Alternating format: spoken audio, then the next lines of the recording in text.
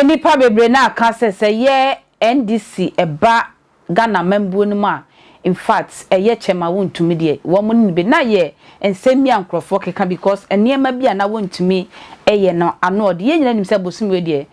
chema Wontumi ya chena ensem a ye de bono ana charges ye de bobo no ye se oye money laundry imposika bia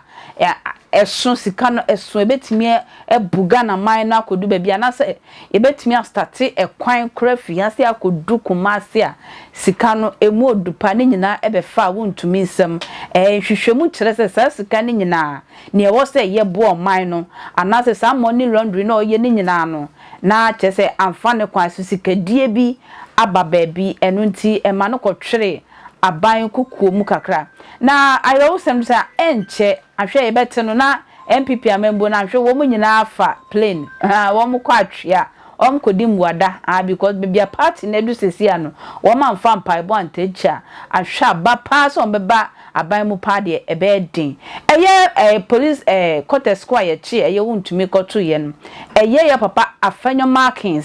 ene ye papa anodompre eye insaom MP ya ano dompre wo mu nyina gugu fom ho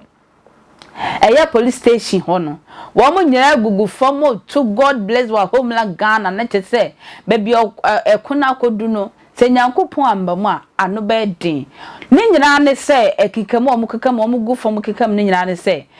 apostle so mu ye investigation afa ye pa Wontumi na se wo mu nya fat bia anaso wo mu wie ni o mu ye na wo mu sroma wo mu ye de hye no ema wo na wo mu fa no kofi at least no won ko pensu kunkunu bi endwale na ne honhom emra no enu nti na wuti de na se wo mu nsa nka Wontumi dia ye pa Afenyo-Markin se enya ade a one ne dom ebe fisa police court score na eye Wontumi no wo be free wo mo je mo de hye kronkron pa wo mo je no wo de me nhwe video no mbra arho pa mesese odo mpa ibon so beta eye NPP achi na amambo no aye kama no asanso de likes ne o subscribe kakran so amaye maye nhwe mbra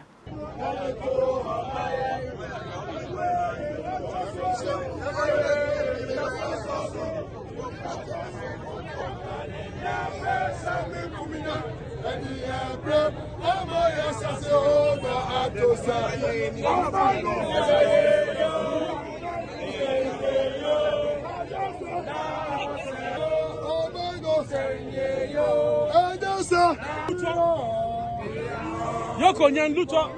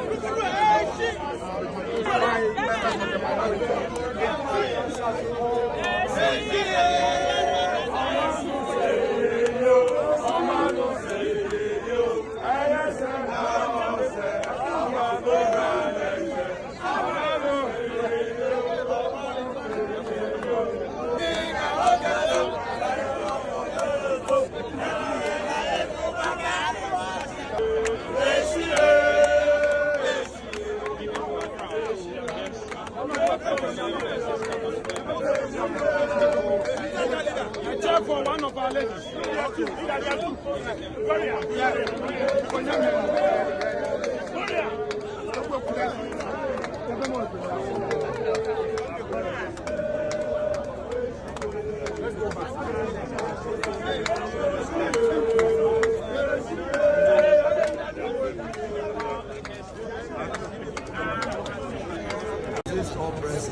With our will and mine forevermore,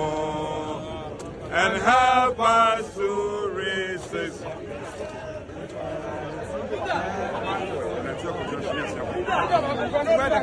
Yes, and help us to resist oppressors, and mine forevermore, and help us to resist oppressors.